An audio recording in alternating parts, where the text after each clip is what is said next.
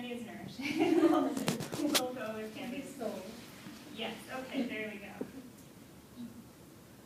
Now, group material. We've seen group material many times. This is the third group material project I'm showing you. And this is the one that kind of gets talked, I want to say this one gets talked about the most, because it is this really, really detailed history of AIDS, it's the AIDS timeline. So again, using that timeline form that they used for the Latin American timeline, for the Democracy Project, so again, the timeline becomes the brand for them.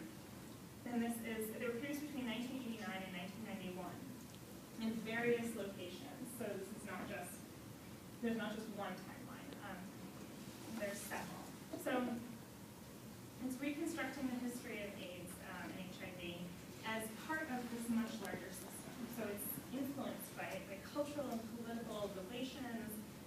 There's the federal government's response, especially in the United States specifically, the federal government's response to the syndrome, and just kind of all the forces at play in the kind of uncovering of this disease and figuring out its origins, its spread, its transmission, and then developing treatments for it and educating the public. So all of this, it's linear, laid out, so but it's also encoded with all these different layers of meaning. For example, so there's different kind of ephemera from the period. So you see the Newsweek covers, the Time magazine covers, photo spreads in newspapers. And again, people used to actually read print magazines, so these would have been, these would have been widely seen. So it's about the image of AIDS in the popular media, in the mass media.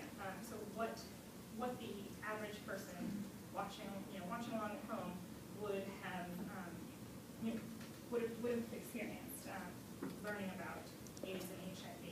So it's a biomedical discourse of infection, incubation, and transmission, as well as a cultural vocabulary of innocence and hope. And that's Doug Ashford talking about the time. So he's one of the group material members and the founder. It also talks about the long-standing ghettoization of the syndrome as a gay plague. So again, the timeline can actually, by reading through the timeline, by seeing the different events and the different media portrayals of HIV and AIDS, you can actually kind of follow along and see how it was constructed. So it reveals the apparatus at work in creating the myth or this myth of the gay plague. Again, the silence equals death shirts figure in prominently. In another part, I don't have the image of it, but there is another part of the timeline where Darth Vader kind of pokes out, and that's a direct reference to Ronald Reagan and his policies about HIV and AIDS. So again, this is not an impartial treatment of the subject. It's definitely, it's definitely critical of the administration, the conservatives who kept obscuring and obfuscating the truth or the science behind AIDS research.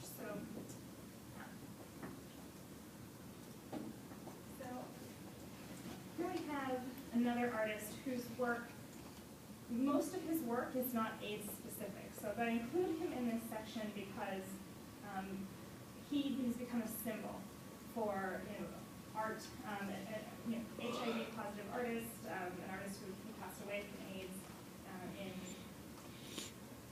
I forget which year, I want to say 1993, he passed away. And so his work was so public. So this is why Keith Haring really became kind of a symbol for this. So this is one of his works. He has this very particular style. How many of you have seen Keith Haring images? Yeah, I mean they're pretty ubiquitous. I mean these are maybe not in person. Obviously he's not still making subway art in New York, but his images are extremely common. They're ubiquitous. His style of drawing is very distinct, and you can actually see everything he ever made. And there's an online gallery for his foundation. It's really nice. It has everything cataloged by year and by media. So if you really want to see more. He did create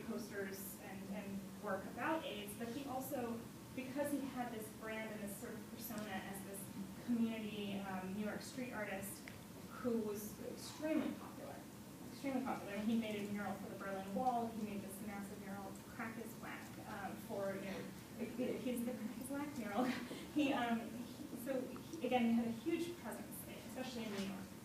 And so by revealing his HIV positive status, by lending his voice to the cause, he brings in, I think, someone like that will bring in kind of a lot of support from people who probably would have maybe ignored it or said, this is not my fight.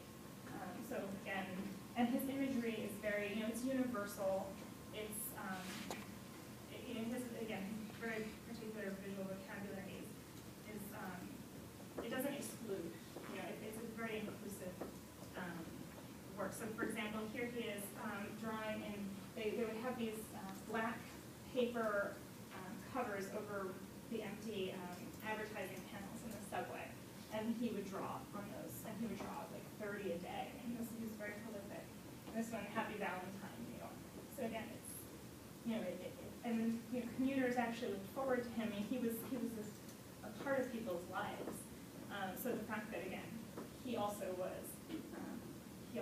victim to this was, very, it allowed for greater reach of AIDS activism and awareness. And he created, he died in 1990, sorry, February 16th, 1990, and he was only 31 years old when he died. And he was extremely prolific up to that point. It's one of those, it's a shame that he didn't get to continue.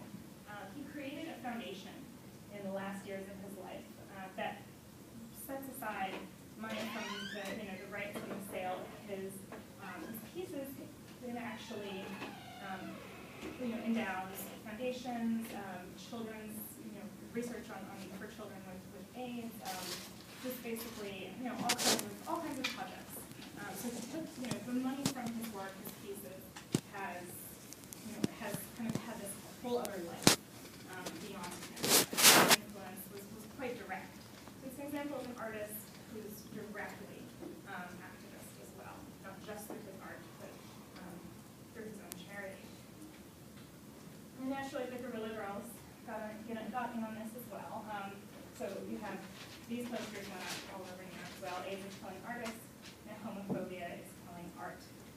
It's a response to, again, not just the AIDS epidemic, but the censoring of artists who are working on this, working on these topics, not just AIDS, but just in general, the growing culture wars, how that kind of shut down avenues for quite critically acclaimed homosexual artists to show their work. They were being censored, they were being toned down, kind of like how the Winarowitz video was censored even 2 years ago. So this is an ongoing problem, not just limited to the 80s, but again, we have this idea of postering with the classic Guerrilla Girls, black and white style, again, and another take on that. So, but I won't dwell on the Guerrilla Girls. We've seen a lot of posters, and I want to talk a little bit about this performance artist, Ron Athey. So, has anyone heard of Ron Athey? No? Okay. I'm not going to show you any videos. There are a lot of videos online. You can look them up to your heart's content, but I'm sure some of you are sick of me showing disturbing videos, so I'm going to just tone it down. Athey is a performance artist who is